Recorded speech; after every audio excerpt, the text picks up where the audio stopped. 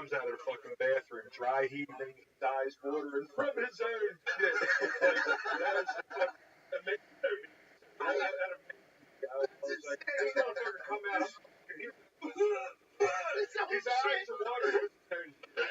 What's the name of his diner? Valentino. Love it. Bro, that is hilarious. Own shit is so bad. Dry heat. Oh, come on. This is it. Oh, no. Wait, go from the beginning. I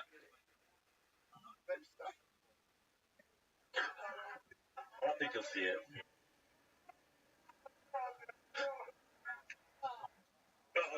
Jesus. Oh, man. Look at his smile. Is everything on? Bro, I'm so proud right now. I'm hanging just looking at that. Oh, like that. I think it is Mickey. Dude, I legit almost threw up. Oh. Did you see that, Jamie? I legit almost threw up. I can't look at that. Get that off the screen. Yeah. How about Ari not able to look away from it? I know, right? But he's like a proud dad. He's fucking smiling. Like, come on.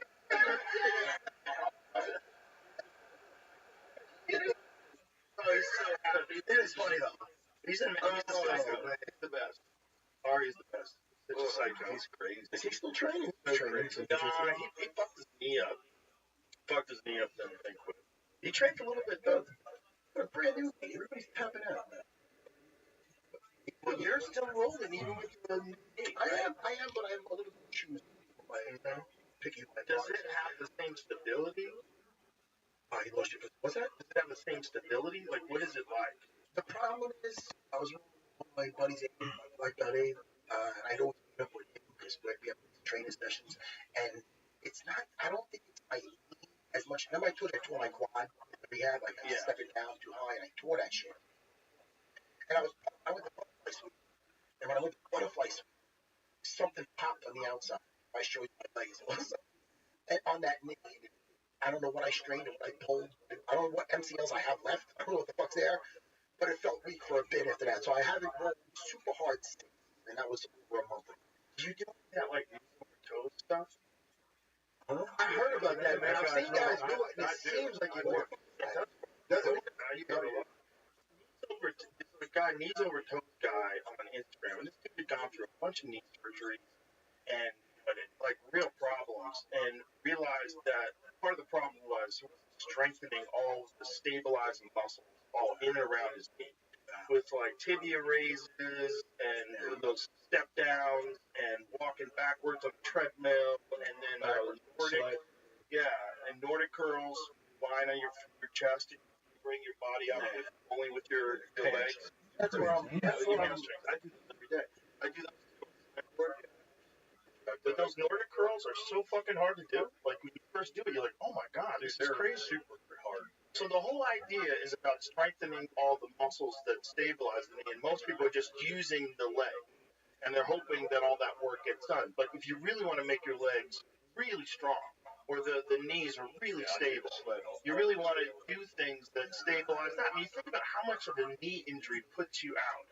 Every elite athlete should be doing this kind of shit. Like, I have pretty bad patella tendonitis in my left knee, and it's helped pretty much eliminate. Yeah, it's pretty impressive stuff, and this guy gives it all away for free because his philosophy was, look, if I was an 11-year-old that had a knee injury, I would want this available to me. And so, and he's a fucking awesome guy. He's been on the podcast before. Oh, yeah? Yeah. I just really doing shit. But his stuff is rock solid. I mean, my knees feel so much better. Good? Yeah. Split squats, slant board, bodyweight squats. I do 100 of those every day.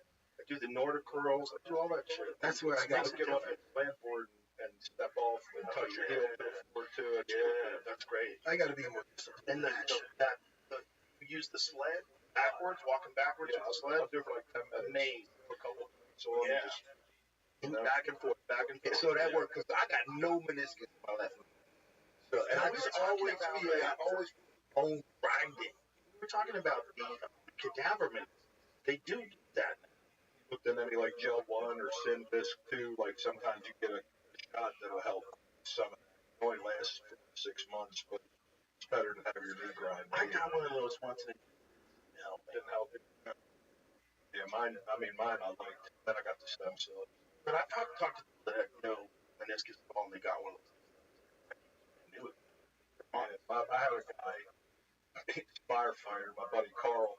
His knee was jacked, and he's the one that told me about the gel. He was doing it, and it allowed him to come back and train and everything. And eventually, insurance wouldn't pay for the shot, but they would pay for his knee replacement. And it's so crazy. Instead of a $1,500 shot, they'll pay $50. Just Such a joke. The thing with those knees, though, last night, I'm not doing that. Yeah, it's Walking true. around town, I'm not doing that. Sure. I'd go to Tropicana for a fight, and I'd be with my buddy. I have to stop him. How many? I'm like, yo, we gotta chill. I'm like, dude, it's time. Yeah, I couldn't walk. So now, I'm back. That's why I'm not getting the other one.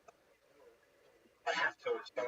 My problem was anytime I would injure something, I would not give it enough time. I would get stem cells.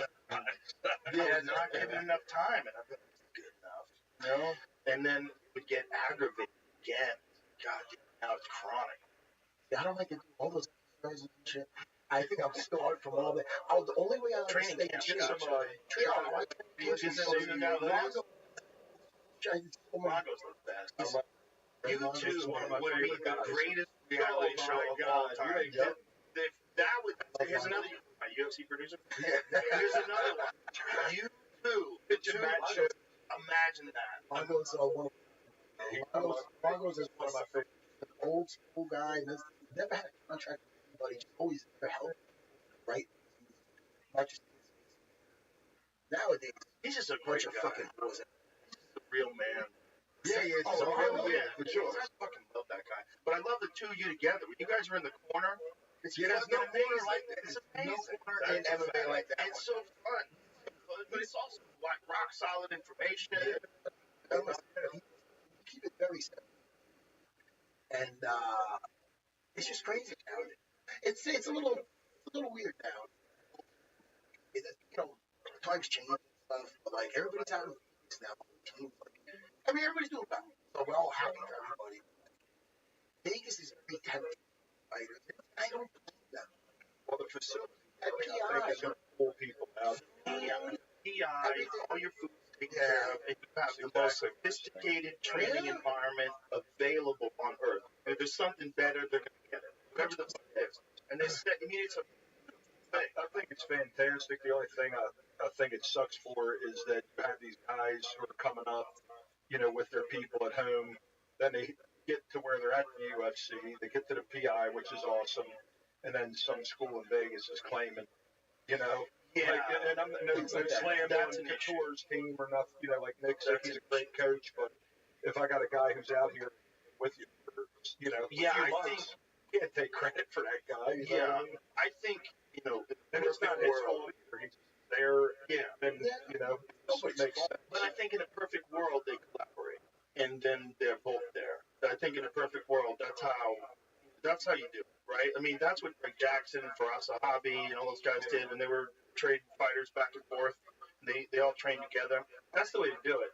But you never leave your original team if they're good. If it works out and you have a relationship with them, you figure it out together. Unless you're trapped in a too small of an environment and your coach is just not able to fit the needs of there's some guys that are just super talented, but they start out in the middle of nowhere. Yeah, for sure. And they don't have a real good gym. The guy doesn't really know the PI is the high level shit. I think that's the best thing ever for fighters. It's sick. Yeah, I'm in Vegas all the time, and I'm working with all kind of fighters, and I would never ask anybody to leave the team. In fact, I'm like, listen, I'll give you any information you want, but you can't leave the team. Right? You know what I'm saying? Like, I'm not taking you. I don't want you. Good, beautiful.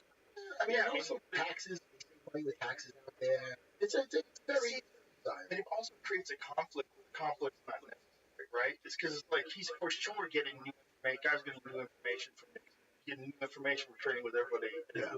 Because you're on a path, but you're on a path with the people that you started the path with. Right, yeah. And so, even if you're in the same place, you're enhancing your education, you're getting better at fighting, you're still, those are your people.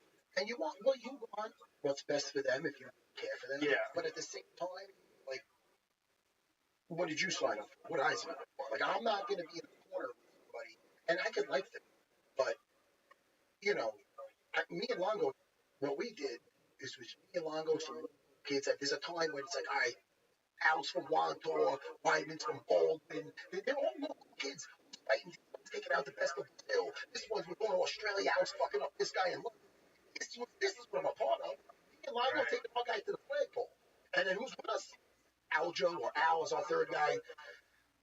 I didn't sign up for anything else. Like, in other words, I want to make these guys the best they can, but once it gets to a certain degree now where it's like, all right, man, this guy's going to be a corner, and this, all right, well, now that you guys are calling the shots, you don't need me no more, because I'm not going to be fucking in there. Okay, is it my turn to take the towel? Fuck everybody, I'm out. John Wood, who wants to? And I love them. I like them. They're good. I'm friendly with them. But I'm not a part of that. Like, and I want the best for my guys. I love that. Fucking Marab's gonna be the next champ. Fucking Rob's a beast. I love that. And when he was carrying Henry Cejudo with his tongue out. Oh, yeah, I know. And he's what like a savage moment. What a savage, but walking over to Mark Zuckerberg, holding Henry fucking Cejudo, 2 divisions world champion. Look at that. That's insane. Rob, I never seen in all my years, I've never seen a gas tank. Never had. It's incredible. It's incredible. It's incredible because it's not like he's slow. Like you generally associate like really high level endurance with guys that maybe don't have the kind of power. Watched his fight. Yes. Man. Yes. Not only did he get dropped, he was almost about to get stopped, but then it was almost by the end of the round. Not only did he recover, he was beating the shit out of him, like just beating it almost ended in the other way. That round, I never seen it. I'm like, he's an animal. I'll tell you. His social media is getting funny. He's and I'm happy with Aljo. They never, you know what I mean? That's a beautiful thing. Did Aljo have to go up and really struggling? Why did he decide to go up? Well, I think it's fine. I mean, you'd have to ask him. It wasn't a hard for him to get down to that. But I'm sure. I mean, he's done it. He's a pro. Yeah, but man, he'll strangle guys the size of Ronaldo. I've seen. Oh, I'm sure he can. But like just I always felt that he had really good endurance for a guy who cuts that much weight, and he can push and pace. And his size and the grappling advance, like when he strangled Corey Sandhagen, I was like, holy shit. That was impressive. But I think he's gonna be better now. So I've been working with him a little bit, just talking to him. So he's healthier. He's healthier now. He's not concerned about his weight, and that was a big part for him at 35. Is like half of his camp was just making weight. And as he like put it, do you think there should be more weight classes? I think they should have been back in fucking 2000. I was a fucking tweeter, man. But I was like, God, I fucking scale. But 170. I mean, imagine being out 170. Fucking MVPs, motherfuckers. I'm shifting. That's true. And I took the shit guy. Make it one. You think of his highlights? Everybody shit on him. Listen, that's what I always was saying to Kevin Holland. I was telling people those guys who are at that skill of blitzing in, that's a very specific skill and it's hard to handle. And if you're just used to guys Muay Thai and then some guys do that, it's wild. When I trained Tyron, we brought in karate.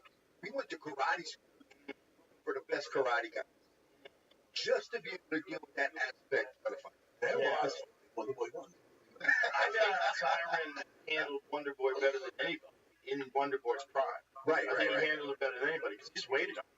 He did a lot of waiting on him, but he fucked him up. Like, he rocked him twice. Yeah. He was the guy thought to be the striker. I never really watched. I saw some highlights of Michael Page from Bellator, but I never really watched. I just don't know when they're on. Sensation. He is. Shit on his appearance. I thought it was great. Listen, he fought Kevin It's impressive. in his first fight in the UFC, he jumped into the deep end of the pool with a real dangerous guy who's got one punch knockout power from his fucking back. I know. Remember that shit when he knocked out Jacare from his back? Hey, the first guy in there whoever fucking Kevin Holland. You understand? Like Kevin Holland's usually talking shit. Right. Win it or lose. You know, he's on the bottom of the guy goes like, hey, you're stronger than I thought. Yeah. He had him fucking perplexed. Yeah, like I like to hear a lot of times when they go back to the corner. Dude, he was mentally beat after the first round. It really sounded. You can't hit that guy when you get close. Creative spinning elbows. Kept it. Oh no. He's like he's faster than we thought. Yeah. And they go, you got to cut him off. He goes, he's not there. Like, he's doing that point karate type movement. This is just, and he trained it over and over again. It's that ability to move in and out, and his footwork is so sensational. Like that is a different thing to deal with. It's like wrestlers. If you're used to grappling on your knees only, and then all of a sudden you have to wrestle, a big difference. It's kind of like that. These guys, their ability to close distance in that sideways stance. But Cheetah has. Wonder Boy did it the best. Yeah, Wonder Boy did wild shit in the UFC. It's such a different style. And my little Jimmy Bird's always like, I can keep their hands down. I got you. Remember Jake Ellenberger? Oh, that's the wheel kick. Yeah. This was like after Jake Ellenberger had said he's not going to get that fancy spinning shit. Oh, no, he laughed. He was karate. That's cute. Something like that. Yeah. And he got embarrassed. I think Boy has the perfect con. Here's the perfect con. He's genuinely the nicest guy in the world. He's handsome and wholesome, and he's just a sweet, sweet guy. And so that's like a mask that a killer wears. And he's fucking beating you up, and you're like, oh no. But that's what he did with Jeff. Like, what he did with Jeff Neal was he pretended to be his friend. In the little cage. You get real confused. Back up a little bit so you can see before it. You get real confused with this dude. And you get confused by the way he looks and how nice he talks. He's a fucking karate assassin. Probably the greatest karate fighter that's ever fought in MMA. He's so good. I mean, there's Raymond Daniels. He's another guy that was like an elite point fighting guy that's also a kickboxer that fought in Glory. And Raymond Daniels. He's the guy that has that 720-degree punch. Yeah. He spins in the air and KOs the guy with one punch. Yeah. It's the craziest thing I've ever seen. You think a kick is coming and then he just goes whack. He's a California guy. But that's where his gym is. Look at this. Oh, he's so dangerous, dude. Raymond Daniels does. Watch this. Boom! I mean, come on, son. That is crazy. That's a crazy thing. Yeah, that's How do you prepare for that? And in Bellator, he has one of the wildest knockouts. Not Bellator. In Glory kickboxing, he has this touch side kick, jump spinning back kick, face KO. High level kickboxing match, man. But the way he set it up, watch this. This is a thing of beauty. Watch this. Boom! Oh man! What the fuck is that? Show that again. Look at that, dude. Are you fucking kidding me? I think he kicked him in the neck. But he's still fighting. Like he's fighting in karate combat. Yes, sure. Bro, Raymond Daniels. Raymond Daniels and Michael Venom Payne fought, I believe, back in the day in a point fighting match. So those guys that can cover distance like that, that's a different thing, man. It's a different thing. I like that he's part of the UFC because there's so many nice matchups. At first, I was liking maybe him versus Wonder Boy. Then I was thinking about it more, and I'm they might just cancel each other. Watch karate combat. Right? They might just do that. But there's a lot of nice matchups. He looked like he had those UFC jitters. Not at all. He looked really good. He was enjoying himself. I was impressed. He's really dangerous, man. It's so tall and such a sniper, and just that movement. Good luck finding anybody to emulate that shit. You got to get Raymond Daniels. Also, your whole life is spent fighting at a certain pace and a certain distance, and all of a sudden this guy moves it by 30%. Yeah, 30% is crazy. He's way back here. Yeah. He's way back here. He's standing in front of you, and he's around. And you try to close the distance, and they're just so fast. They beat you to it. You remember when Leo Cheetah knocked out Ryan Bader? Ryan Bader's trying to close the distance. Just planted a left hand on him. It's like, whoa! It was like that style. It's very hard to deal with. If someone's really good at it, do the other shit. Yeah. If they can do the other shit. If they can defend a takedown, No, I'm so interested in Jamal. I'm so interested. I am so interested in that fight. Does he think his Achilles is straight? Dude, I don't know. I mean, I would assume it is, otherwise he wouldn't be jumping back in. I know it's more than 8 months. Is that what they say it takes? How many months ago did Jamal Hill injury? I was there at the game he was playing too. They was all playing a basketball game. He was hooped though. Jamal Hill played. Somehow, some bump, yeah, God. Strike. Okay, so this was in July. So August, September, October, November. March, April. I'd like to. That's right. A little more. I'm assuming he's actually. No, you can't. No. So they can't even get permission. No, you can do stem cells. They can do PRP. They can do a lot of things. So silly. Sure as Achilles injury fully healed ahead of their not a problem. Hey man, I don't think he's a problem. I think he's starting. Watch the fight with Glover. Yeah, watch the fight with Glover. And Glover, fucking. I know. Piece him up like that on the feed. Taking away. Yeah. People underestimate him for some strange reason. And I don't understand. I've heard people talk about his power. Why is that Johnny Walker? I know. He's on my forehead. It's like the OSP fight. Yeah. He's fucking dangerous. Somebody that did something else. Because I'm not finding it. I'm not finding it. That's what I'm saying. I think Alex is so confident. You know, shit happens. But I think Alex is going to be so confident because of all his kickboxing and everything else that with these little gloves, I think Jamal's going to surprise him. He's a fucking sharpshooter. Jamal's a one-punch knockout striker at light heavyweight for sure, and he's a big, tall dude. And he knows movement. He's fucking dangerous, man. He's good at keeping range. Bro, he's fucking dangerous. Jamal's dangerous. I mean, a lot of people are picking Pajeda to run him over. Really? Which I think is interesting. Yeah, I'm not sure about that. Like, I'm not sure about that, man. Dude, I think this is going to be a great fight. Oh, yeah. The thing about Pajeda, though, is he's ultra high level. Like, people just think about only his power. You only think about, like, because he's got the most insane touch of death. It's insane. With everything. But when you see his movement and the sneaky shit he does where he gets that calf kick off, you don't see you don't even see it coming. You don't see shit. And when he checks his kicks, he doesn't check them.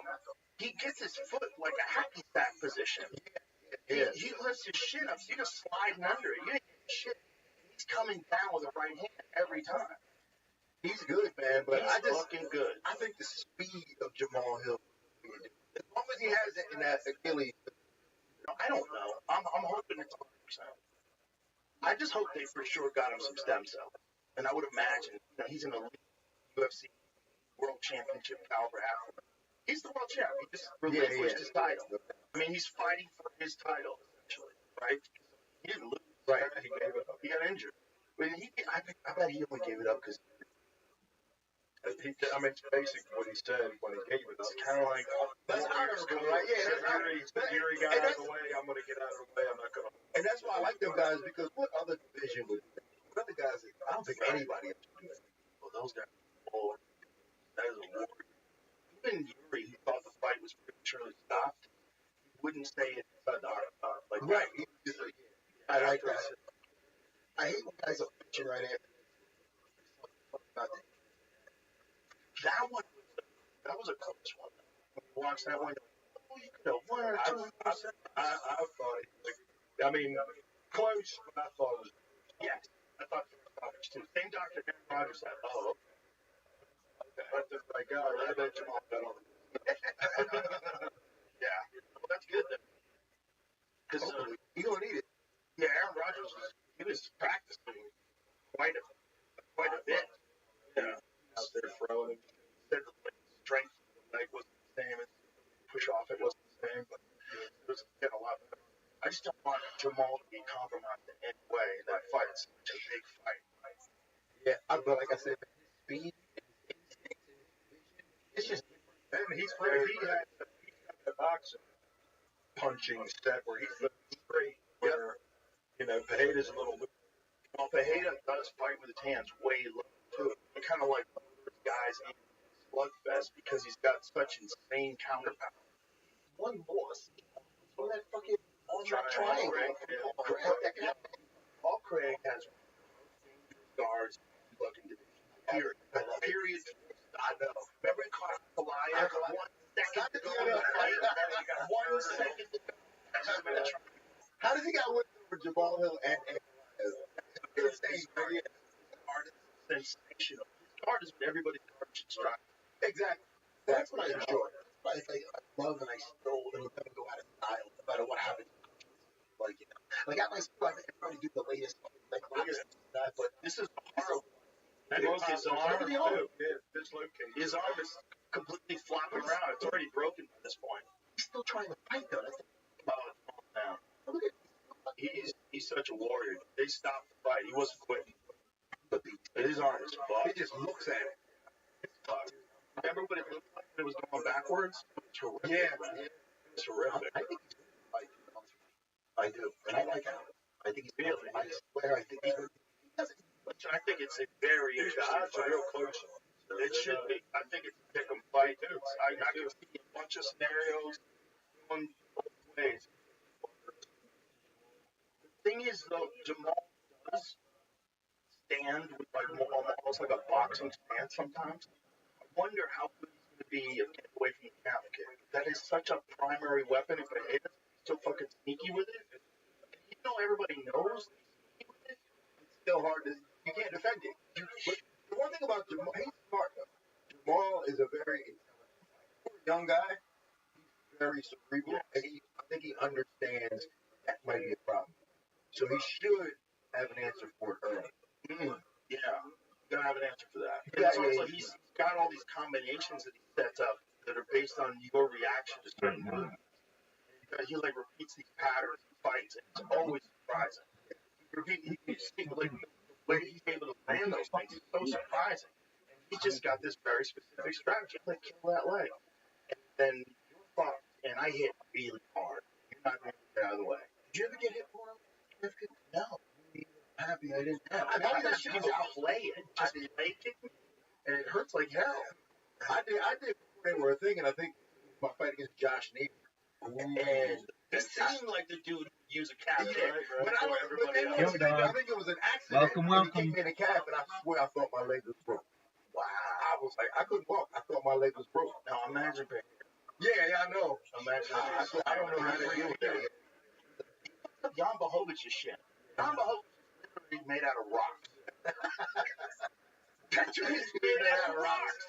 I guarantee you, the fucking Viking rock bones. That dude is so goddamn hard. What about the BMX? I'm interested in that too. You're not really interested in that one? I am interested in that. You know why I'm interested in that? Because people are counting Max out. I'm not. I think Max might win. Max one of my favorites. Bro, Max has had a lot of time to Justin's a 230 favorite. Listen, I would not take that. Can I just say that they're basing a lot of that shit on his fight versus Dustin Poirier. Right. And if you hear Max talk about it, he had 6 weeks to prepare for that thing. Right. And he was doing this for like 10 or so weeks. And I don't know, man. No, Max, he's an intelligent guy. I was there reading with him. What? Calvin Cater. Yeah. And he's looking away. I'm the best boxer. And he moves his head and he fucking hits it to me. Yeah. And you remember what Dana was like, I need to stop this. Dana was like scared for Calvin Cater. Could have stopped. Bro, he put a real beating on Calvin. It took perhaps a long time to recover from. I mean, the amount of punches that he landed on Calvin were insane.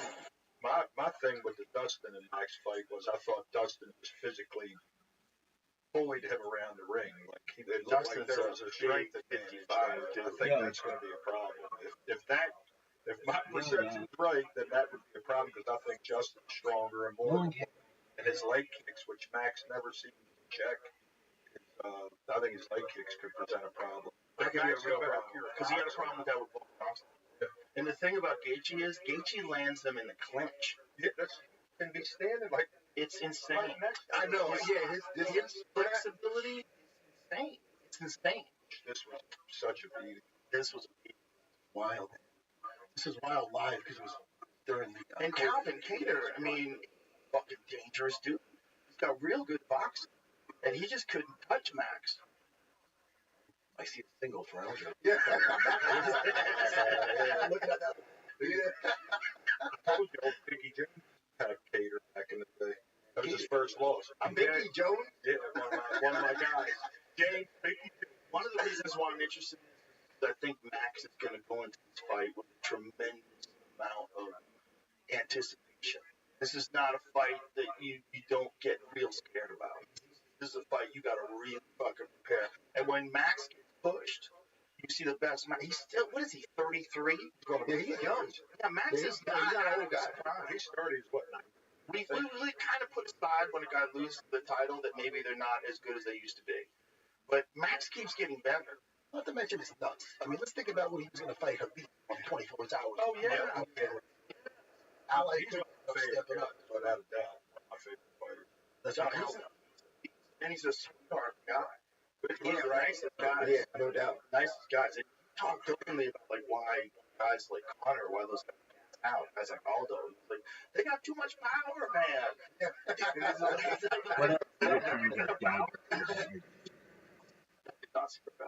I see Roadhouse. I wanted. How high were you? Oh, you know. Like normally? No, it's like movies. I don't know, it's like in a way, like you know, it's like two in a sense. But that's fun. I like Jake. Jake, he's likable. Yeah, Jake Perry. And let me tell you, Connor, what an actor. I mean, He did himself. his fucking self. Came down the track. It was People are like, yo, what an actor. He's gonna take the world Hollywood by storm.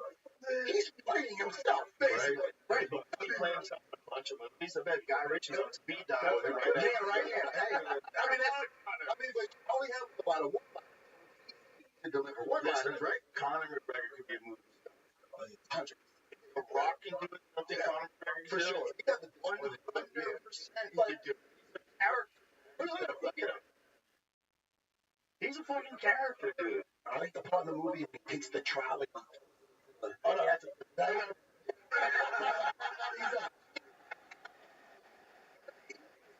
I like the it is battle. Yeah, You know? It's like a fun game. I'm going to get to about 9. Yeah. Get to about 9. Yeah, get to about 9. It's like a corny movie. Yeah, if you like corny movies, just want to be entertained, like it's Bro, I love Sam Elliott never said no. That's true. That's true. Why would I ever say they should get that guy from Yellowstone? That old dude, the mustache from Yellowstone. What's that guy's name? He's a real cowboy. Yeah, that's a real cowboy. No, not Yeah, the other dude. the other guy. Like Sam Elliott. Yeah, I'm gonna Yellowstone. why did they just get fucking actual Sam Elliott? I like Yellowstone, right? Absolutely, Kenny Patrick Swayze is dead, but have actual Sam Elliott come back? Who's that handsome fellow back there with that salt and pepper hair? He's a real Marlboro man. For sure, son. What a voice that guy's got. This is such a dumb movie.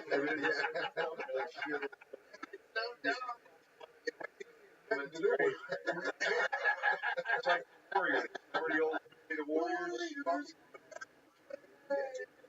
My favorite was baseball crew. Baseball with the fucking- theory. Listen, we talked about Star Wars a little. Fuck Star Wars. Ever since what's that chick? Catholic.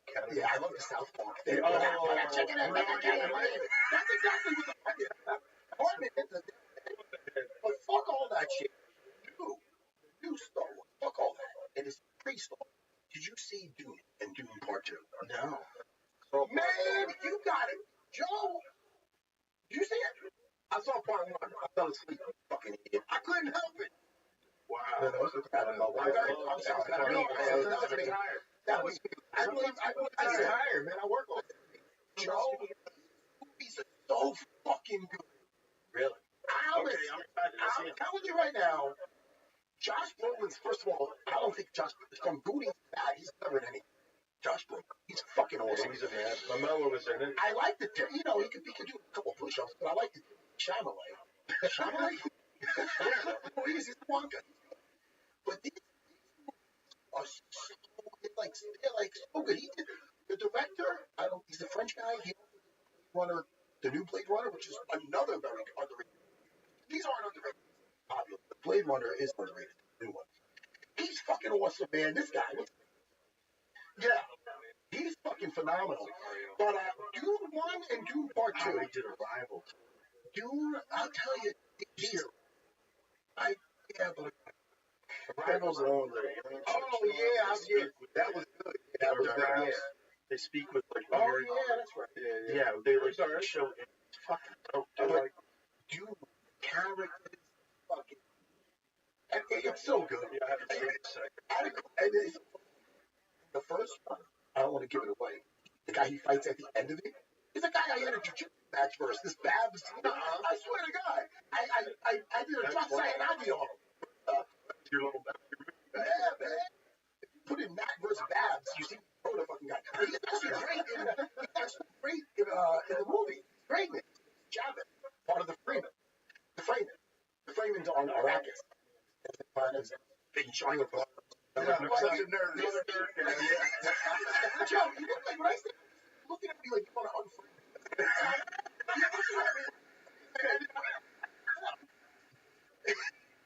There he is. He's good. I went for him in a jiu-jitsu match, and Minotauro was the ref. Wow. It's Kind of Naga. Yeah, it's Dagger in 1996. If you put in Matt versus Bab, you don't have it's not about me, but that guy.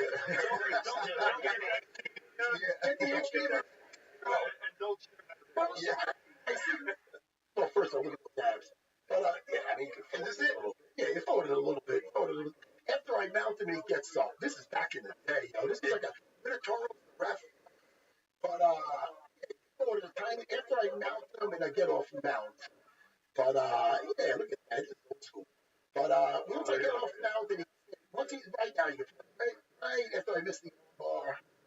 But now this is for Paul training. Sorry, if you notice. Ready? And I did almost have that, but Henzo got happy for this because he worked on me fucking throat. That's 2 points. Hey, what belt was this was when I was a brown belt and he was a purple. Watch 1 more second because I do a nice back take. You don't have to watch it. I want you to see it because Joe this is our alliance back in the day. And I used to the same thing on Gobi. It looks cool. Oh, yeah. What happens is you go first, it's almost like a second later. It looks cool. I love I got you. That's why I like it. Enough of me. I feel like Yeah, I'm bragging. It's dramatic. Yeah, So I see him at the end of the it's movie. also kind of humble. Yeah. You go up in the air, you're It's cool. Everybody's watching. But that's and they're really good. They got good characters. They're deep. And the action is fucking good. I mean, yeah. I believe you. It's good.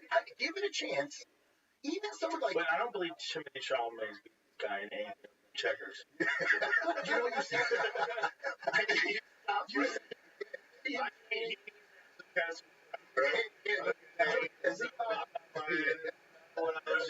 You know in Star Wars, all that stuff.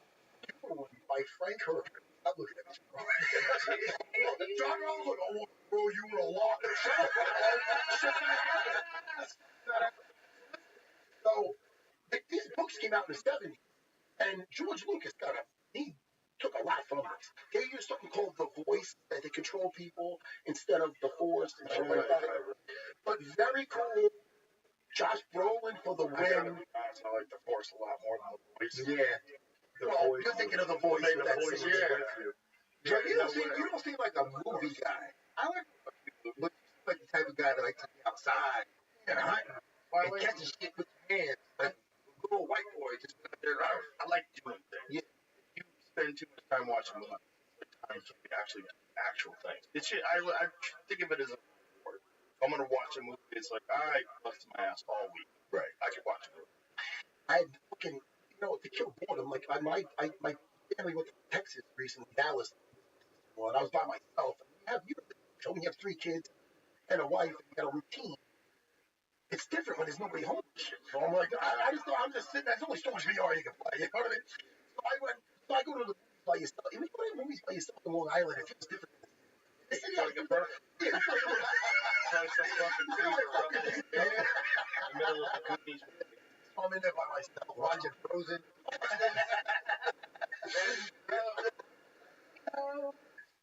Disney movies suck, man. But I'm like, yeah. So I watched the fucking twice. Wow. Dune twice. But like 3-hour movies. Don't say I don't have a life. That's incredible. Listen, you know what I can do? I can be out getting in trouble. Yeah. Like VR, I would rather that. Bar fights. Yeah. You're much better off. I could win another round. My wife really, and let me tell you, I didn't tell you this last time, and he knows. My wife, at 40 years old, had an MMA. I saw it. She won. It was fucking phenomenal. It's crazy. I was like, what is that? Right? I know, right? If you know that she's such a later age mother, husband of a guy who's a world champion, decides to just start fighting. Right? Fuck it, let's go. She never threw a punch when I won the title. She never threw a punch. Yeah. She was like injured. It's like she bring me my Yoki. personality. It wasn't. And then she did the kickboxing between each daughter. And then she took kickboxing. That's on the blue bag league. Our buddy. I used to fight also, you know. And she comes free.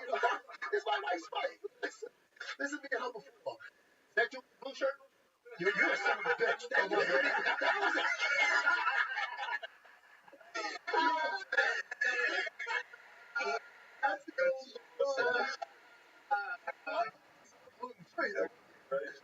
That's what Dana used to say. Oh, it looks like you ate that, sir. But yeah, that was. I was so proud of her because that's amazing. She got out of the cage. Longo's the one who greeted her. Because I mean, look, she's like a purple belt from Virginia. And again, like she never did any kind of sports in high school.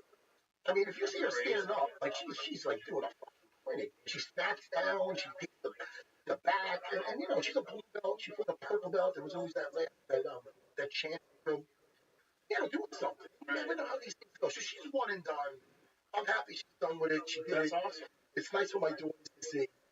Yeah. And now I'm saving myself from all the shit I said earlier about the fucking girls with the fucking. You know, my wife. I was really proud of it. That's amazing. God, what a crazy aspiration. I mean, fuck it. Yeah.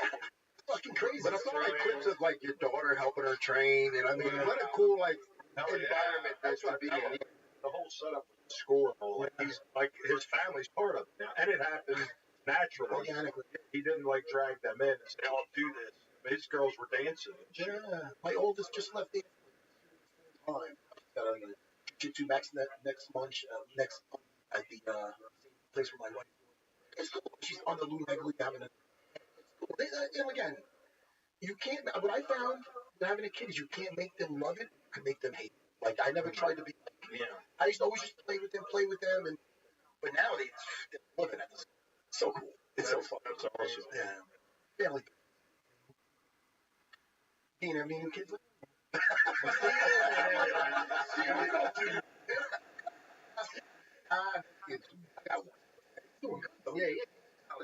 Shout out. So what are the other interesting fights on? So you got in the BMF fight. You got Sean Lee versus Jan Xiaonan. That should be fun. John Lee. Wow. Yeah. Every time I'm at the PI, she's never not training. This is dark horse. Oh, very. Yeah. Think about that. All of their turn around. They're any fighter around. One point in time, he would like fall short of it. Like, That's strikes to Paul Felder. They come back, knocks everybody out. Just annihilates everyone. And like has no feet. It's like a different human being was like reborn inside of his body. Yeah. It's so funny. It's like if that's in him, it stays in him. It hasn't been in him for a while. Yeah, you know what I mean? smashing everybody. Yeah, He smashed Gaethje.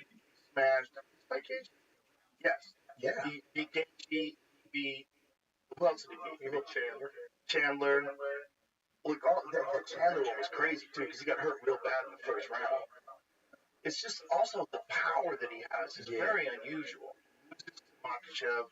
That's right. He beat Poirier. I mean, come on. I fell for beat Chandler, Poirier, and Gaethje in a row. I mean, that's wild. I fell for Benil on that fight, man, because Benil wasn't afraid to face him down there. Like a lot of guys are afraid to go down there with him to the ball. Yeah. And rightfully so. Because I just watched recently his fight with Kevin Lee. Yeah. And Kevin Lee, okay now. Oh man, you're fighting off one. You're fighting to get out of an arm. He's on your neck. Out of the neck, he's on your leg. That was when Kevin went out. Oh right. And he tapped. Didn't realize he tapped. Yeah. I think that Armin's going to take him. I think he will take him down, and I wonder how that's going. That's what I'm waiting. Very. If Charles is able to get on top of him like Gamrot was able, to control him on the ground, and but you can't really just did it Dariush. Yeah. Well, Armin just did. Well, I think Charles kind of whacked Benil too. He did too. Yeah, he did too. Yeah, that's an interesting fight. It's crazy. How many MMA fights? 5. And he's on the main card. I mean, here's my thing with him, man. Like, I think he's gonna be great. I think he's gonna be a great fighter. For sure. I don't like how he talks about already accomplished fighters who've been through. What does he say? Like, I mean, he's always talking about, Khamzat will be an easy fight, this, that, and the third. I'm like, you got 4 fights and you got help with those fights. And we have you know what I'm saying? Stuck on. But the thing is, like, even his opponents, like, Jamie Pickett, like, even Cody Bunch is known to fold in fights. Fighting guys that fold. I get it, but what I'm saying is trying to bring them along. I mean, you can bring them along, but if you're in that position, don't talk about guys that had it. It's interesting that some fighters they decide to bring along. Yeah. And this is the victims that are like, look what's on the undercard. Yuri Prohaska. Look at Calvin. Look at this. This is the undercard. Prohaska versus Reiki. That's wild. Wild fight. Calvin Cater and Al Jones. Holly Holm, Kayla Harris. Talk about that. I don't know. Can she make the weight? I like Holly. She fighting 135. There's no way she doesn't make the way. She's a complete professional, but how she performs is going to be tough. I just think Diego Lopez, bro. That dude is a killer. Yeah. That's the future world champion. How about that? He's out straight. Excellent. That's a good fight. Jim Turner and Nacho Montano. Other fights on the main card. Jim Miller. Listen to Jim Miller. Davidson Figueiredo with Cody Garbrandt. That opens up the fight. That's crazy. That is the craziest card. First fight on the prelim. Craziest card of all time. You know, I was shocked when I saw that. This fucking card is bananas, man. Scroll up a little more, Jamie. Bless you. Yeah. I mean, that is wild. That is a wild card. Get a Turner Moicano. You think Holly's going to be able to deal with that ground strength? We already saw her do it with Ronda. She's big. I think Ronda's a better grappler than Kayla on the ground through the submissions. I just watched Kayla fight Aspen Ladd from person. That's one of my guys on the PFL card, and she struggled against. She got swept against that girl and stuff. I don't think Holly can grapple with her for sure, but I don't think Holly's going to be so easy to take down because she requires a clinch to get her down. Holly's a big, strong chick. I mean, I know she's 42 now, so maybe they become a factor, but if she can just keep range, she's going to win with her feet. So, I mean, I have to see Kayla take her down. I just don't think it's going to be so easy. And if Holly doesn't feel threat on her feet, Holly might start playing her out. You know what I mean? I see Kayla fighting. I don't know who the girl was. I don't think she The Brazilian girl shut her down. That's what I'm saying. That's what it was. You should with her. And right here, she's like, come on. Right, and you back up before that. Like, oh, it's Aspen Ladd. I'm sorry, Aspen Ladd. I'm sorry. I didn't know. But if you look at like the way she's on her feet, sure it's not. She's not a striker, right? She wants this. But in these grappling exchanges, she's gonna be a fucking handful. This is why. I mean, this is where we don't know how to win it. Well, if she did it right, it might actually help. Probably help her gas tank tremendously. Like in this fight, she never put her in danger. Yeah. It really just depends on how much muscle she, and how much strength training she continues to do. Like, you don't get that big without a lot of strength training. Holly's got a lot of experience. I mean, a lot of it is, of course, right? Throwing around. She's a tank. But that comes to the requirement. There's a lot of oxygen stuff by those. That's what's interesting. As they get older, they get more economical. Like, wow, got way more economical about how and when to put guys to sleep because they forgot that he could just explode on right. Like the wide in the fly knee. Right. Or he would just jump on it, and you didn't expect it coming. It's like, no. He would chill and just relax. Relax. That's how it is. That's funny. They really bring that up. Fuck Jim Kennedy. Oh, they did. That was great. That was fun. That was crazy. It was like an extra. How many seconds? My man was 39 seconds. He stayed on that. Like a whole round. I don't know. That's and then there's the mental break that comes from thinking one, the guy's not getting off the stool, and then you got to fight again. Oh, yeah. And then you go up. And the thing about it's not catch anybody. The feet catch anybody. Remember when he caught a cheetah? Cheetah knocked him terrible. Bro, it's like everybody else is a child. When he gets going, everybody else is a child. Is this the end of the fight? We just want to see what Tim was winning. So this is it right here. So Tim McAvoy, he's got him hurt there. Boom, he's got him hurt. Bad. And then the bell rings. So he goes back. I mean, Yoel's on the verge of going out. Look, he goes back, but they gave him all this extra time. Right? The round was supposed to start. He's still sitting on the stool. Big job. They covered him with like water or ice, and they have too much Vaseline on his face. There's a bunch of different things. Laid there. Then he eventually caught Tim. Oh, man. That's some bullshit. Well, it sucks. That's for sure. Sucks for Tim. Because in all fairness, I think when the bell starts, if you're not willing or able to get up, that should be it. That should be it. Yeah, no doubt about that. You're not able to answer the bell. But I think there was something else going on. Like he was covered in something. They had to wipe him off. And there was ice on the ground. I think they did all that shit up. All that shit up. Shit. Angelo did that. Angelo did that with Muhammad Ali back when he was Cassius. And he fought this in London. No, he fought this, I don't know if it was in London. It was Henry Cooper. Henry Cooper was a badass British dude. Nasty. He caught Cassius. Perfect. Bang. Boom. Dropped him. And it was at the end of the round. And they cut his gloves in between rounds. And they had to get him new gloves. They gave him plenty of time. So this was after the fight. Yeah. They yelling at each other. Tim was yelling at him. That's good.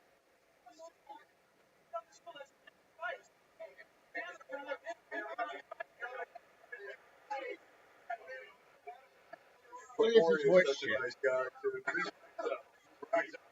He's right. I think, like I said, I think there's a bunch of shenanigans involved. I think there's too much Vaseline on him. Water all over. I think a bunch of shit. Like, they did a bunch of things to make sure the round extended. How is he the 30 minutes? How is he tested? Well, Paul Harris just got popped, right? Oh, that's 4 years. That's a right there. You're done. Yeah, well, 40. That's it. He got popped. Allegedly. I read it on the website. It's like 3 different things.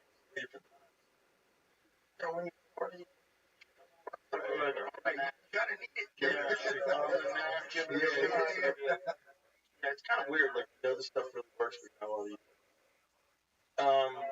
48-month sanction for 2 separate violations of the UFC anti-doping policy. First tested positive. What is that? Tell me what that is. No, Rollo. Where is it? Draw standalone. What is that? Fuck all you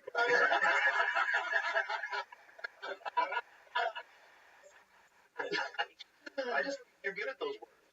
Metabolite 3A, hydroxy 2A, methyl 5A, androsten 17 on, and testosterone exogenous origin. Samples collected on June 24, 2023, July 12, 2023. Harris was notified of the first adverse finding on July 11th. So so they told him that he got popped the first time, and then he tested positive the next day. And subsequently, after he was notified of the adverse finding, he provided urine and blood samples on August 6, 2023. Urine sample tested positive for the presence of anastrozolone, a prohibited substance that was not present in any of the previous samples, as well as drostanolone and its metabolites. Blood samples tested positive for the presence of exogenous testosterone, which, based on its values, was determined as a new administration since the notification of its first adverse findings on July 5. Taking the test that day. Wow. 4 years. That's amazing. And how old is he now? That's it seems kind of crazy. Take all that stuff knowing that they were going to catch him. Have you ever asked Vince why maybe see 157 illegal? Like, it's not a performance. Because some state regulators, like athletic commissions, they have. So if the UFC allows something the athletic commissions don't allow, it really should be allowed by the athletic commission. It's all still top of the field. So that's all it is? So it's states and it's a naturally occurring compound. Yeah. So it's something that should be legal, and I think the FDA is stop its use now, which is crazy. Yeah, right. Well, listen, you fuckheads, just sell it. Yeah, right. Sell it. Don't be stupid. There's a lot of money to be made. Just fucking make it legal and sell it. It's good. It's really good for injuries. Really good for injuries. Yeah, there's a bunch of stuff like that that should be legal. The testosterone ones, those boys went wild. They fucked it up for everybody. The TRT Vitor era. Oh, yeah. Those boys TRT tour. Those boys went wild. When you take testosterone, everybody's like, oh, I definitely testosterone. Look it up. There's shit there. Oh, a lot of dudes. Bro, we had guys that were 25 years old that were signing up for testosterone. That's going to 100%, but that was the thing. A lot of those guys were already fucked up. Juice. So if you're a young guy, a bunch of cycles, juice, gigantor, that is going to jack up your system. It takes a long time to recover. Damn. Yeah, so there's dudes that are like 25 years old that have wrecked their endocrine. They can't have kids. Really? Yeah. Now, it'll fuck you up. When you see these social media kids that are like 18, 19 years old, and then all of a sudden when they're 22, they gain 80 pounds of muscle, and they have zits all on their back, and they're fucking huge, and they're getting all this attention because they're massive. And there's quite a few kids. They're gonna ruin their body. They're gonna ruin their endocrine. You're shocking your system at a very, very young age. When you're on, like, fucking birth control for men, I have been pulled out in years, son. I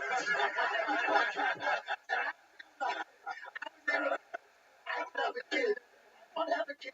I don't listen like go commando. I'd have a kid. I want to get pregnant. All right, So I know we were good to go, but ever since I'm on TRT. Isn't it funny because the other idea for male birth control is the opposite. It's the male birth control pill they came out with that radically lowers testosterone. Oh, fuck. But how many? Hold on, why would you take? How many? Fuck your life. How many dominant who have cuck men are going to force them to take that Slipping stuff? that shit in there. No, force them. Oh my God. Force them. Force None of that. No, why would anybody take that? Because they know that is the wife. They want the alpha. Yeah, but they want to do that to the guy. Control. They like To curb them? Yeah, turn you trans. Do whatever they want to you. Bye. Yeah. It's just there's certain people like your Kardashians. Yeah, you gotta wonder, man. What trying to be like a young kid in this day and age, social media, trying to be an 18, 19-year-old kid trying to find your way through life, seeing these juiced up, gigantic dudes getting attention, girls with fillers. Everybody's got a Ferrari. I think it's harder for them than it was for us. Social media is way harder. It's way harder because there's so much chaos out there. Like the guy getting shot in the dick. You see things all the time that was really hard to see when we were kids. Because I only knew motherfuckers in my neighborhood. Right? That was it. No. Just just in general. You only allow neighborhood. And if you saw someone on TV that was like in an MTV music video or something like that, okay. But that's not even real world. Right. That's not the real world. Right. But it's like some guy you know from your school now has 1 million followers on TikTok. And what? Yeah. You made $100,000. What the fuck are you doing? Yeah. How? What are you doing? I don't know, man. Maybe my kids homeschooled ever since the pandemic. They love to wear masks and all that shit. My wife's lucky. We're lucky enough she stay at home. Brian, kids should have it around. People be able to see things that they never could see when we were kids. Our kids are having school. Yeah. Oh yeah, this was by the side back. It was close. Nowadays, they go to school all day. What the fuck are they telling you? Weird enough. And one of my friend's kid came up the other day. 10 years old. I'm like, boy, you're a girl. It's fucking. And my boy's like,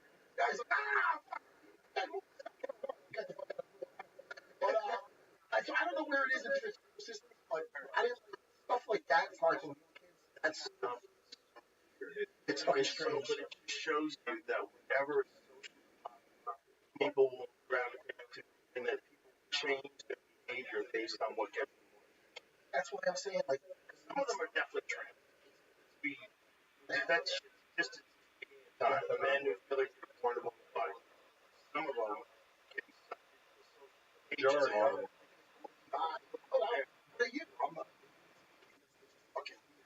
And if you want street cred, you gotta stop. Whether it's a transgender dick or a regular dick, you know, experiment on some street cred. No, I don't want to. That's like today. They've got identify as LGBT. That's 50%. Really? 50%. Identify for not being indoctrinated and never have. Well, it's fascinating that it's working. That's what's fascinating. And when you look at the people, like, look, you're going to pay $35,000 a year for your kids. They're not going to be dominant field and really on the ball. You're going to get wacky people teaching kids. A lot of these people in public schools, they making these TikTok. They're wacky people that just happen to be in the position where they're running a school. As a parent, though, I think you should just yeah, I understand you're talking to them, but you're gonna have and that there's something about running into cuckoo people. The problem is that you believe in the adoption, weird way of thinking that they want to want your child. Also, they should be exposed to all of this shit. It's good for them to see people. I think that's what me and Matt have to benefit. We're the cool yeah, we all know. There's no way to change your sin. We're interested. Yeah. That's true, right? I always preface things with people asking about it. It's like, I'm a pretty comedian and a cage fight commentator.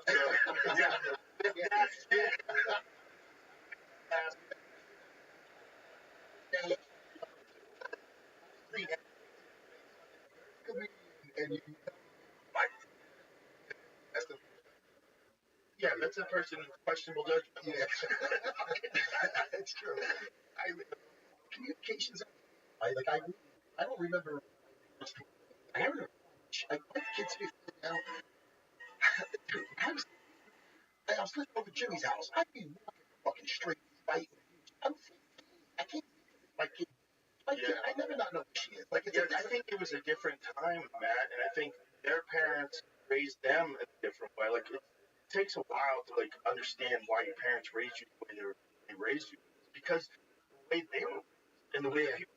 Look, my grandparents were straight up immigrants from all people from the boat, and those wild people that took a chance, got on that fucking boat, and made it across the ocean to come to a bunch of wild people. They didn't have a whole lot of time for parenting. Yeah. You know, and then their kids grew up and had kids, and their kids had kids. It's like it takes a while for everybody to settle down. I think we have way more information today than ever before, which is probably good. It's good to be aware of all the different types of humans, all the different possibilities of good and bad things that can happen in the world, but also it's got to be overwhelming, man. It's got to be overwhelming to be a kid to think you got to worry about climate change and Ukraine and Russia and fucking Mexicans. It's just every day something new. That's the thing. The phone in your face all day, every day it's something new. We didn't have any shit. Biden falling down flights of stairs. Trump calling somebody. Yeah. It's every day. It's like, always life is fun now. It is definitely fun. If you're an adult, you're not being affected negatively by it. Well, because we, like you said, we come up from a different generation. We didn't grow up with that. Right. So we can live without it. We're also, all of us are in wild business. Yeah. Wild business. You're in the business of people beating the shit out of each other. You know, this is a wild business. Wild business. It's funny that it's where it is now. I remember coming up. Geez, I remember each fight thinking, all right, this might be one. You know what I mean? So now it's just such a like. I remember very clearly Eddie Bravo and I were having a conversation, and it's almost like we manifested. We said, dude, MMA is awesome. Wouldn't it be crazy if just some fucking billionaire dudes who were fans of the sport just dumped a bunch of money in it just to show everybody, and then it would just catch on? I was like, that wouldn't work. Man, that's the only way it would work. Somebody would have to lose tons and tons of money just to get it out there. And that's what they did. It's literally like it was manifest. The Ren It's amazing. And they just really they loved it. They trained. They were tough guys. They loved it. They were down. They were down more than $40 million in the first Ultimate Fighter, and they funded that whole thing. They funded the whole thing. They just rolled the dice and came up double six. When you think about like the chain of events that had to happen, like Cheetahs and the forest fight, just everything that happened. You have to have a guy like me. You have to have a complete maniac running the show. You have to have a guy like people don't understand how much of a maniac he is. Yeah, it's like on terms of like his work ethic. Oh, he's a maniac. That's pretty odd. The guy works constantly. He loves setting fights up. We'll talk at 2 o'clock in the morning for like hours about matchups and shit. You see the other day on the podcast, girls. Yes.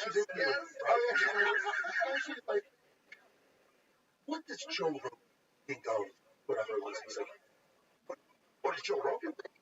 She goes, you think I'm Joe Rogan? He goes, I can't even do the podcast. Events for when I'm looking for a fight. Been there. Oh, man. Got a picture. I'm like, oh. And thanks a lot. Thanks a lot. Always Joe or Dana. People call me Dana. I've been called Dana before. It's all Dana. I go, the other dude. It happens all the time. I think she just made a mental. They try to say all bald white guys look alike. When you're doing a podcast and you're interviewing someone, especially if you have a lot of high profile things, Dana White, you're always thinking, even the question is like, what's your dream? You know, like, that's a crazy question. That's like, I don't know what they're asking. So what's your dream?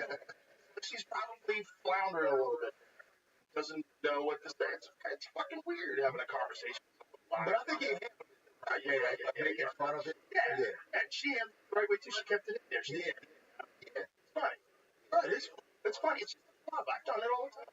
It happens. It would have been funny if they called fucking Dean Thomas Brad or something. That would be fucking crazy. I remember that shit.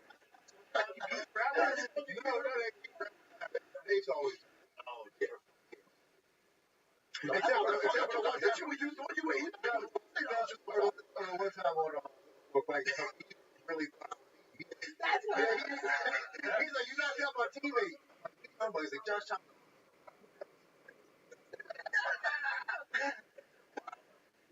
Nope, done. See ya. Bye.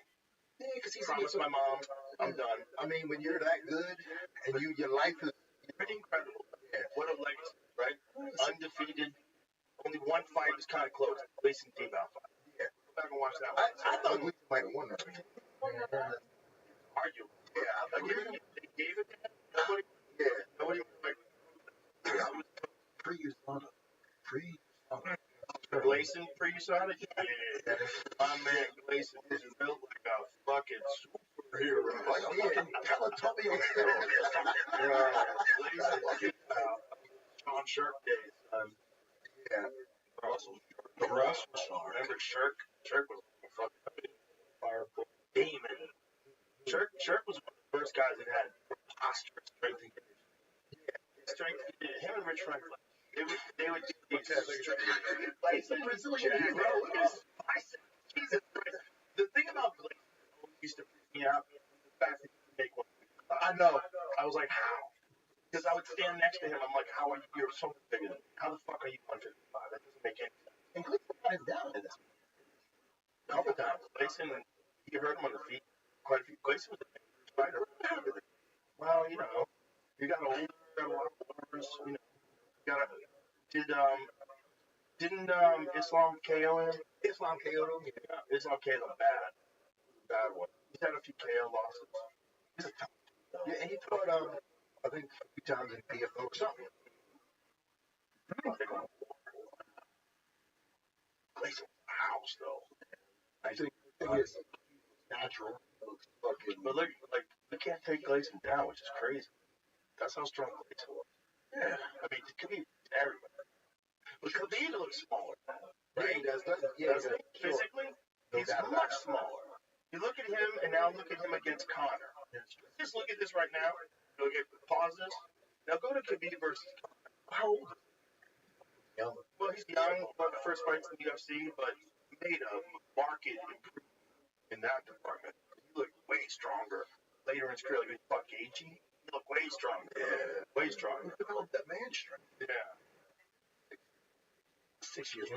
Yeah, look at him there. Look at the difference, man. 100. Go back to that picture again. Like, yeah, he's all smooth here. Now go to the another one, the other one that you just showed me. Look at him. That's that man strength. Yeah, that's also I want to kill you motivation, right? He got fucking shake, Conor. Oh, yeah. When he's standing on top of him, punching him, let's talk now. Let's talk now. Yeah. Let's talk now. You know what? I was surprised Conor didn't quit at that moment. He was getting his ass whooped. I don't think Conor's ever going to do that. Conor did say to him, it's just business or something. Yeah. And then he said something like, no, I didn't say that. But fucking, He definitely did. Yeah. He got violent. Probably rattled. I mean, going. Yeah, he did win a round, but it would seem like it was a round that Khabib took off. Khabib kind of coasted for a round, got back on it. Khabib just knew how to wear you out, man. That 1,000-yard stare that dudes would have when he grabbed a hold of them. Like Edson Barboza, that's the best one. Like Edson has Edson, Michael Johnson. I was pleased.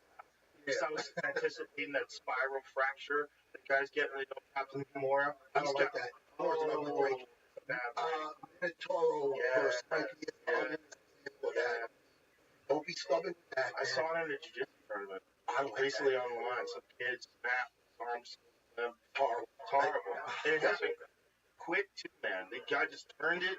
He turned the corner and it just popped right in his arm. And he goes like this, backs up. Oh, it's awful. I had a guy the other day. Listen, people fall asleep. They don't have to. Well, our goal is to put someone to sleep or get a limp. So sometimes if the guy's a little stubborn, an arm or usually it's and they'll stop if anything. But with choke, sometimes you don't know. So the bread cutter, the bread cutter, fucking when the I love that. It's so good. One of my black belts, he with this other guy. Now this other guy's a strong fucking like Middle Eastern guy, and he's not in that quick tap club, and it's not good because this is the second time he went out. This time when he went out, I go over and you pick up the legs, so I go over, and I always use a joke, because they usually come right back. So I'm like, hey, I'm in your bedroom. Hey, remember I slept over, And he's looking at me, dude. In 30 years, I never seen one like this. Because I don't know how long this guy had him out. His eyes were open. He looked like a fucking zombie. He got my wrist. He goes, I'm like,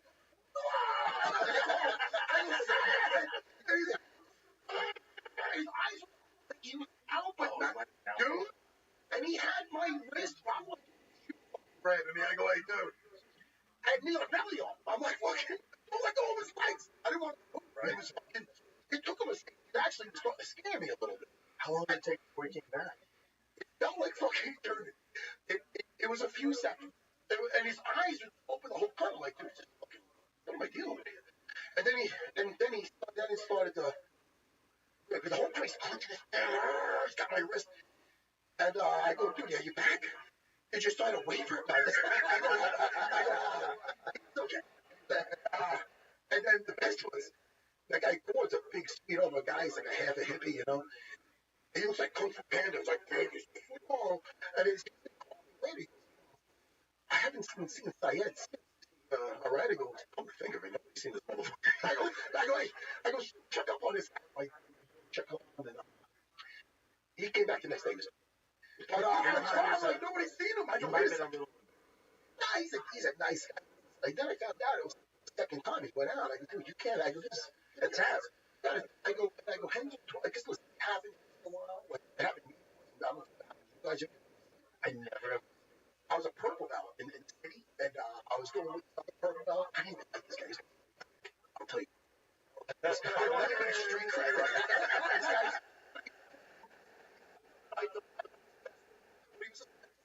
He was trying to fucking. Not bad shit. My God.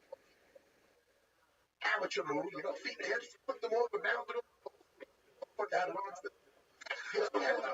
So I went, what the fuck? Henzo like, well, no, he didn't want to make it. He goes, no, he's okay. But the guy went back after me. And I'm like during it. I'm like, what the fuck? And then I realized, I remember everything. Did you stop the match? It was during the whole night of training on a whatever night, that's the crazy cook-up days. Crazy cook-up days. He's the guy that they have the video thing. I learned to I learned a solid Craig came to New Jersey first, and Henry came 2 years later. And then later on, they had a split, and Henry came to New Jersey. When did that come? Something. He was a weird. On the way on it. And then they did him for some reasons. I seen shit like that. I had the new.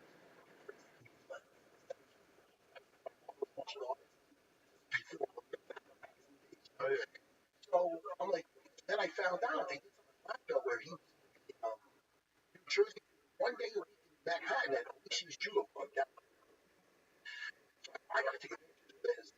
Like I didn't know. I knew they kicked him out, but I didn't think it would be a so there he is, Big Journey. He was a very good teacher. Like so my foundation. How long ago was this, Jimmy? Does it say down there? I'd say this is probably 11 years early 90s. The videos from 92? Video was re-uploaded, remastered years ago. That's very old. Be a video. Oh, interesting. And it's funny because when he started training, he didn't like the key. He's that guy. But he was a very good teacher. He knew the Hawaiian. But the problem was he wasn't very personal. Like he was that you could never get too close. Him and Henzo had like a full-on business one. And I felt I was a kid. I remember Henzo took me out to eat one day after training. He told me, now that I got my green card, I'm getting away from this. I want you, if you go with me, because I was on the That guy tried to kind of cock block his green card. he was good. If you go with him, some guys will go just because. Enzo goes, if you go with him, I want you to come with me. And I go, what's the choice? Enzo, even though I'm a loyal guy, I felt like the parents were picking up a little bit. Like, Enzo's a jam. Yeah. I want him to run for president. I want him to run for president. You can't have president. Isn't that kind of weird? You get run. We make sure we don't get some foreign infiltrators. It's like some old school shit. It's the child from the next president.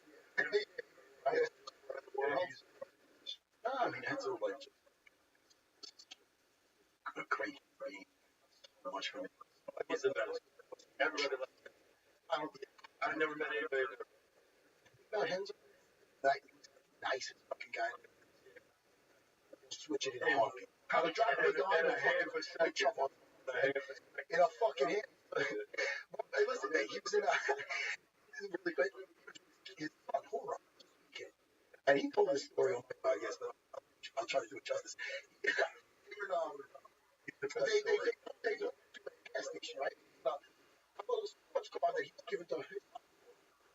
And then somebody, there was some guys, like, well, you know, that's a chick's boss, right?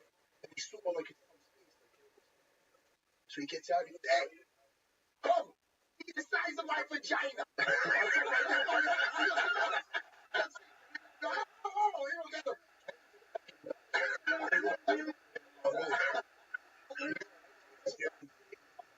don't give a fuck.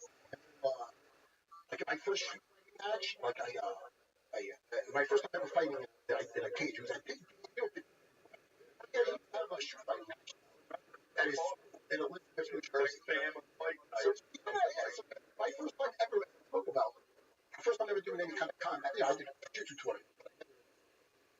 So he came and it was like a 3-week shape. So I asked him, what do you do? Like, day of the fight, I'm nervous, you know, I don't think Gracie's going to fight. He goes, this is what you go to GC, you get the ribbon. Hit one of those, you feel good. So that got very. Yeah, I took my backstage going on. We do one more. I don't know. I took like fucking drinks. So I thought some kid or something. And this took. So I went out there, fucking cut my hand down. Okay, like all hyped up. Boom, took him down. Wow, real nigga joke. He said. So I get him 2 seconds. He gets out, so I get a point, but then he started up. I look like down again. He starts climbing up. There's no striking. This. Because I'm exhausted. I got exhausted. Fucking. Afterwards, I even walk back. I'm like, dude, this fighting is supposed to be. After the fight, down. You know, him and Henzo was supposed to fight. I remember that, yeah. One and done event, like a UFC. Henzo fought 3 times in one night. And that guy fought some Hawaiian guy, and he got injured. He got out. But he was a big. He looked like a big. He gave me my first cauliflower here. It's like Marlon with a. Crazy. Henzo, my corner. So after, Marlon, you know, Henzo. So after, you know, he saw. There was, you know, I even though with the distance, I won because I got the choke. Far battle was going like that. Enzo jumps up on the thing. Enzo thought he was going with me and you. Enzo thought he was calling Enzo. Enzo went over there to fucking jump on. Really? Yeah, fuck yeah. I mean, he was a big dude, man. Oh, he was massive. And he was in the early days. Bare knuckle MMA. Something out of Fraggle Rock. And that was with Eric. I remember that as like Eric Coleman and Matt. Yeah. That's what James Waring.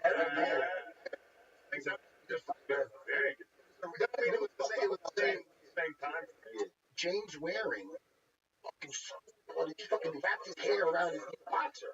And everyone else is very complete. He's very well rounded. He cheated right over at judo. But I don't think they're allowed to. I mean, he tried to go through the striking with his grappling experience also.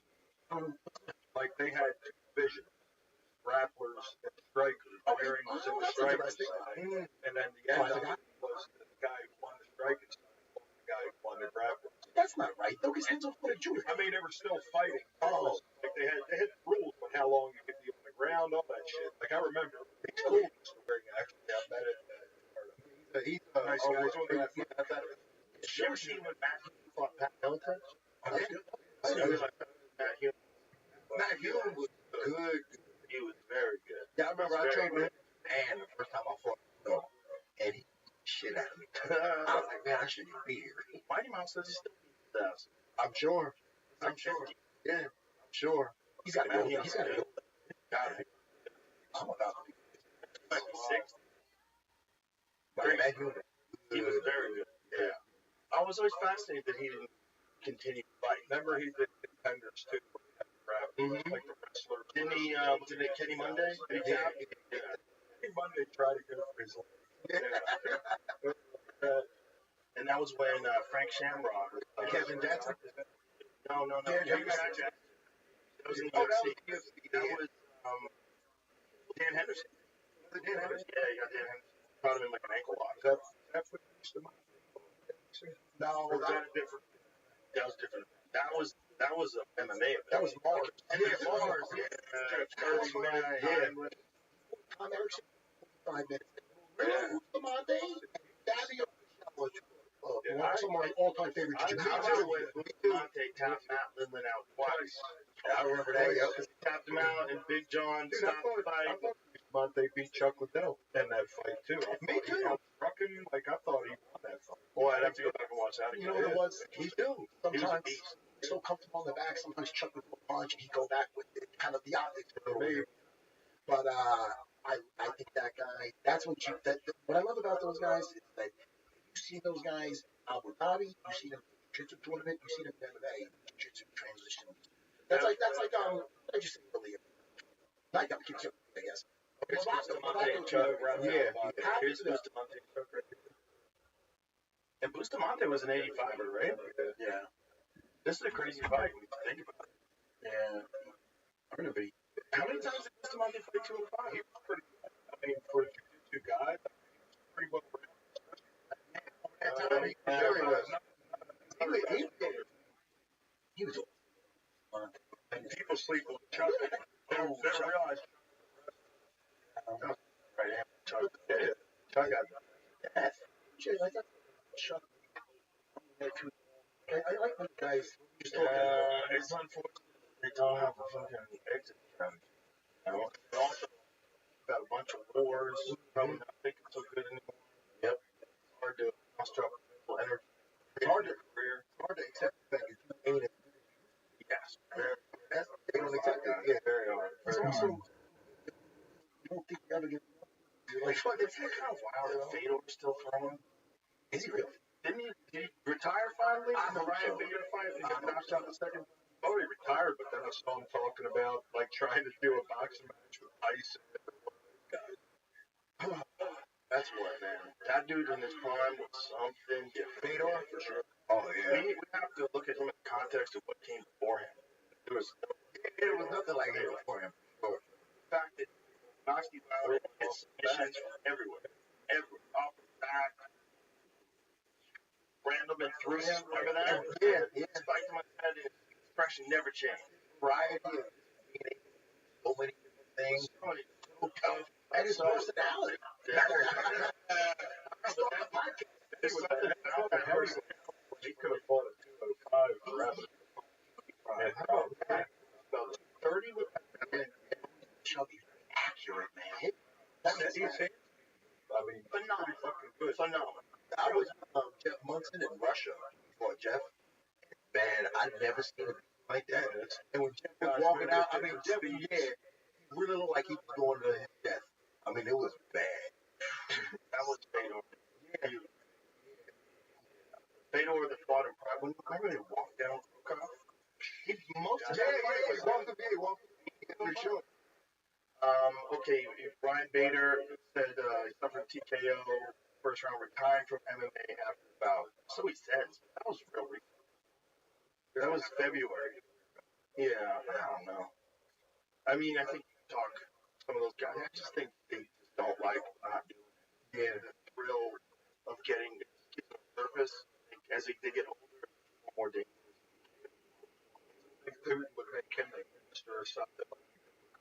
Corrupt and stuff. The problem is when you compete that long. If I don't think we just any guys you all competed after like the 3 months to the 6 month mark of not getting another thing coming up, it's fucking weird. It's like, should I be calling Joe Silver now and get a fucking fight? How am I? Your purpose. It felt weird. It felt weird in the beginning. Yeah.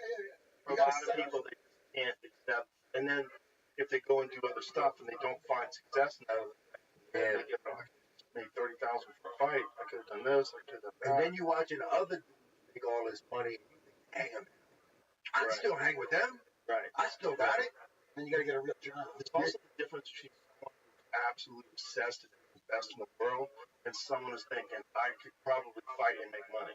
Yeah. Because you're just not going to train, you're not going to focus, you're not going to have the same intensity, enthusiasm, the same everything. You're not going to be the same guy. Even if you used to be that guy when you were younger, you're 20, if you're 27 and you're just doing it for money, and you think you're still that guy that you were 20 when you were obsessed with, No, it's you're going to get fucked up. You're going to get fucked up. Things goes down on the tear, and you down 3. Volkanovski before the rematch with Islam Makhachev is in dispute as the best pound for pound fighter alive, right? He almost won that fight, a very close fight.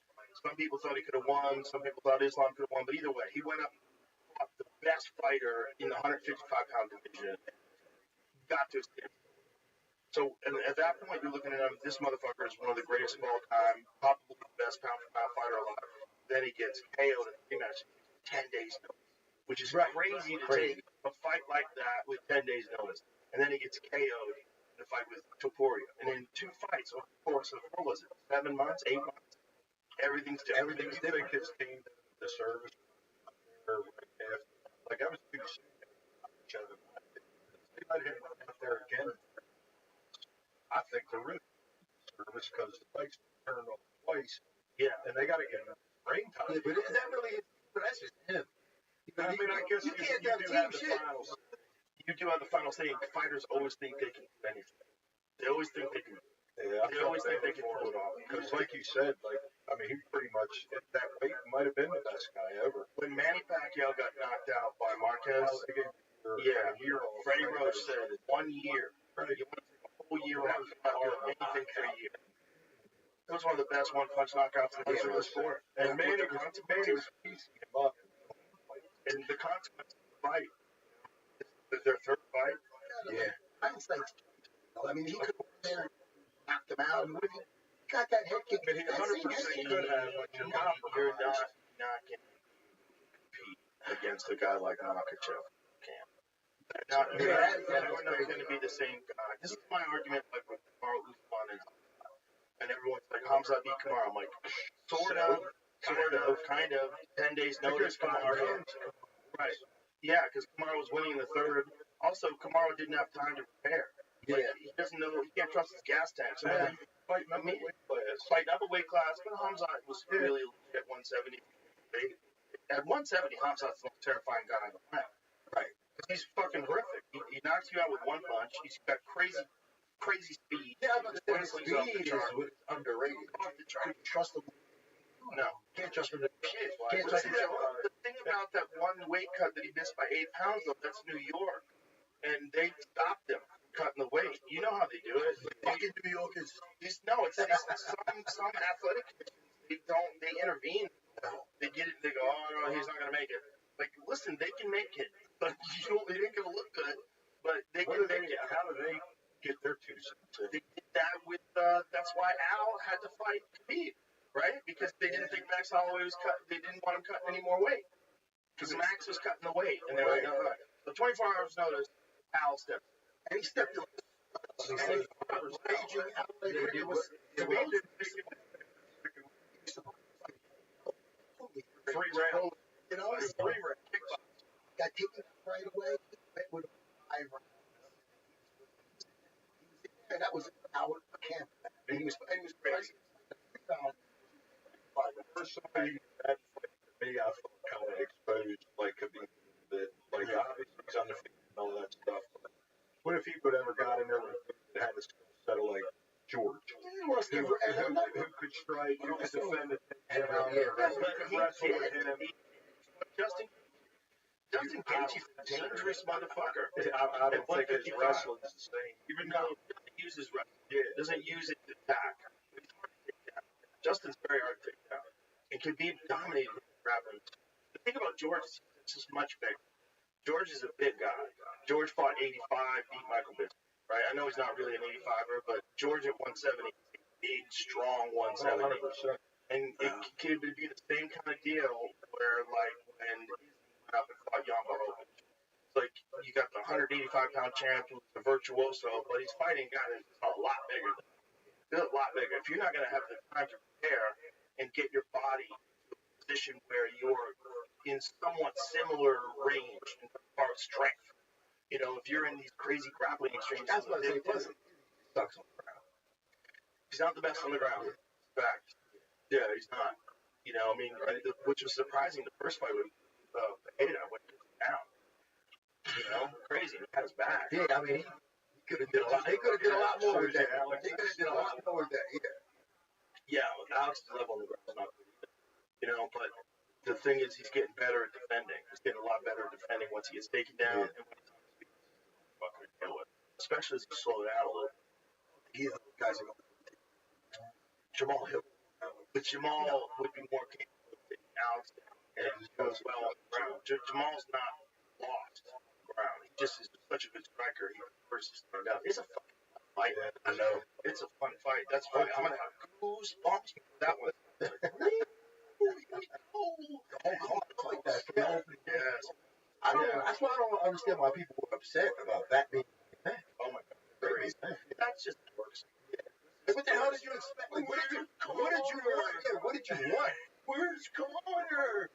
Do you guys think Connor will fight this year? I think so. They keep saying he's gonna fight. Pushing it back. I think so. I think after doing that movie and how much he had to put into that movie, I think he's gonna. I think he's gonna want to come back to do something, fight something that he loves to do. It's the movie curse. The Tommy Morrison curse.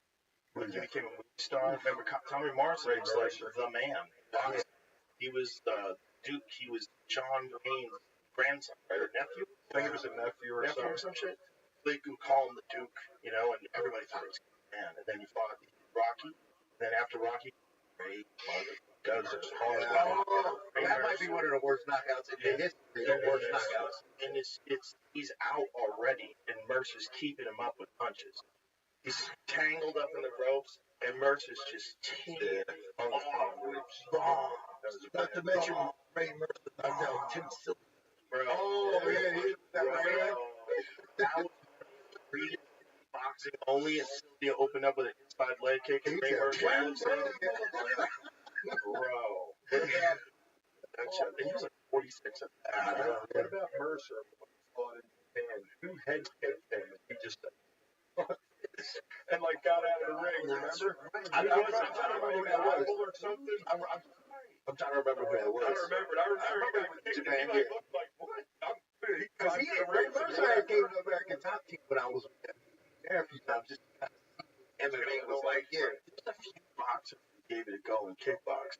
Both Vince Phillips. Vince Phillips from Masato. Remember Masato shoot his legs down straight. No, they fought a while. He fought a while.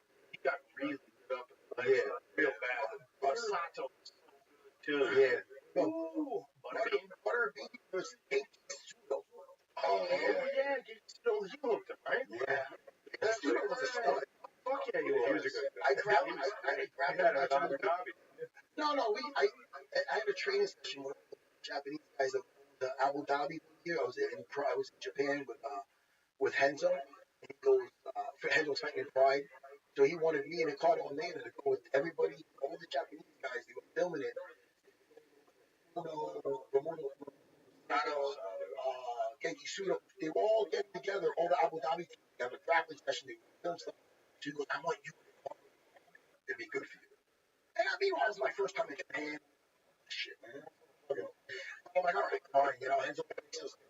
So the day before, Ryan did something to fucking Ricardo's leg, so Ricardo couldn't do it. So I had to go down. So it's me. So I went with Genki Sudo one point. I went with a lot of them. And it was like 4-minute matches from like. So at one point, like I jumped guard, and he went down. He stood up, and he started going around in a circle. Like, they're all going, oh!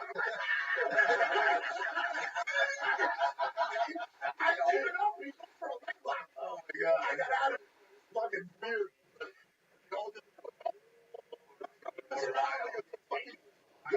Wild guy. Genki was supposed to be my first fight. Rabbi Rothschild. Rabbi Rothschild. Oh, he's not used to that. Yeah, he got head kicked. Oh, Rabbi Rothschild was amazing. Yeah, he was. And he had such an interesting style. Crazy. Yeah. Hey man, we just lost Rob Kamen. That sucks. That really So sucks. hard. Nice guy. I worked out with that guy a lot. I trained with that guy for like 8-week period. It was amazing. He was awesome. Those Dutch guys are cool, man. He's the coolest. He was the It's like coolest. I did a joint seminar with him in Canada. Cool guy. Head kick, check. I don't remember that. Friends both up. He did well in kickboxing, remember? Yeah, he did. Yeah, he figured out how to do it a little bit and started fucking him up. His hands were so good. Those guys, if you could have like elite hands and figure out your picks, you have like a little bit of an advantage because some of those guys that box is not the best. Right. Just staying close. Yeah. I think he's going to get Raymond Decker also. Raymond Decker got submitted. I think Yeah, I remember him because I remember.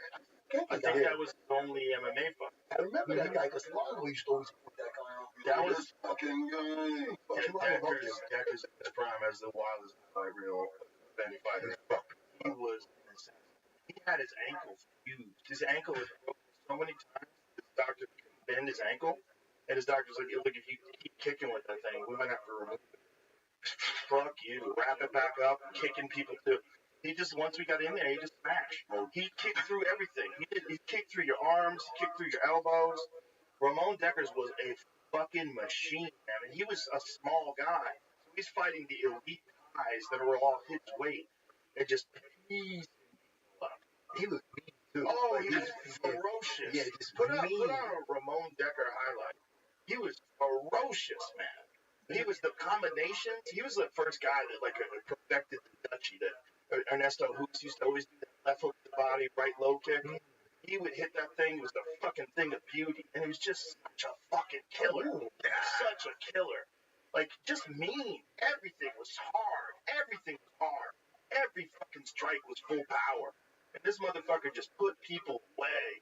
Like Landor. God, yes. Ramon Deckers was a fucking man. His hands were so powerful too. Because the thing that he had above a lot of those guys was punching power in his hands. Bro. Trying to As he's on the way down, he's still trying to take off on him. Ramon Deckers, bro. Come on, son. Let's see MMA after.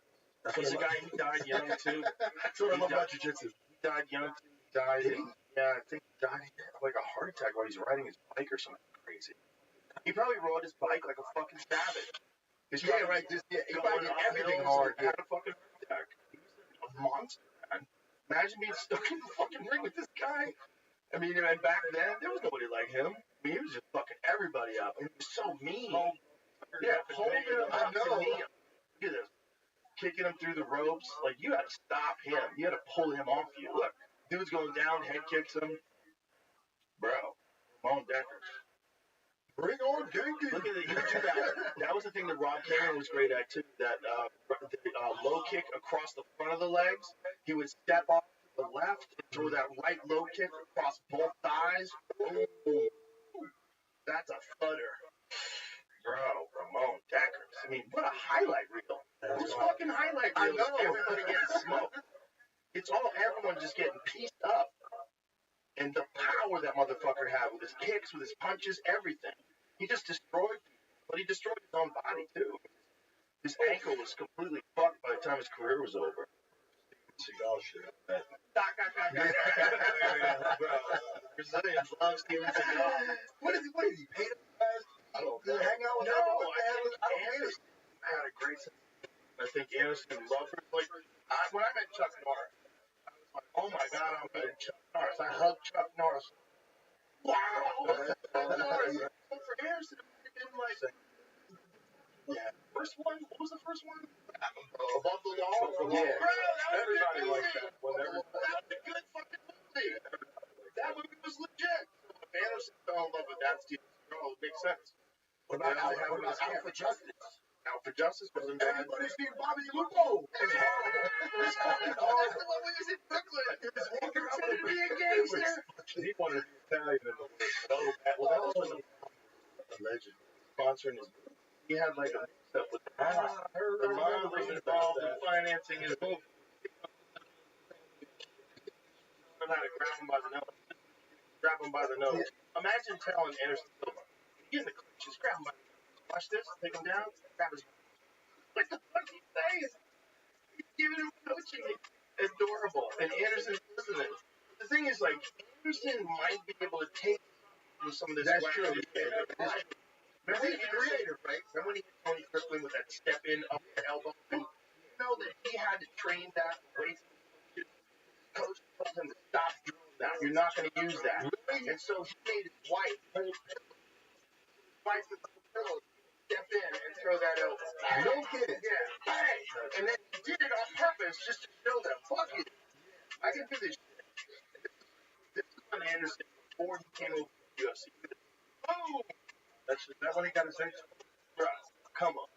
No, he just TKO'd. But Anderson, in those days, fighting in England, that's when he became Anderson.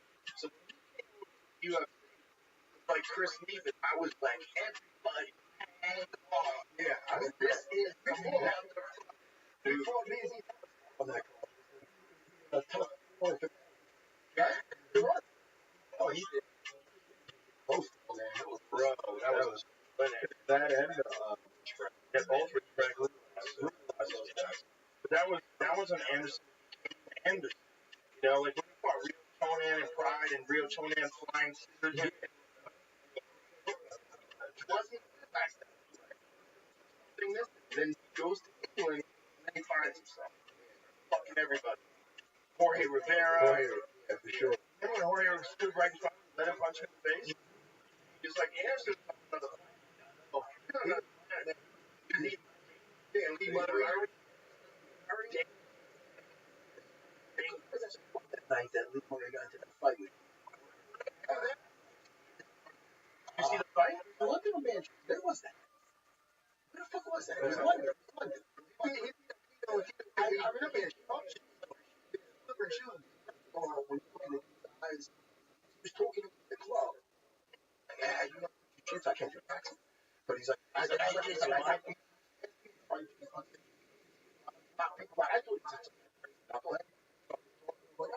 cool. And then when I left late that night, I heard he knocked out. He was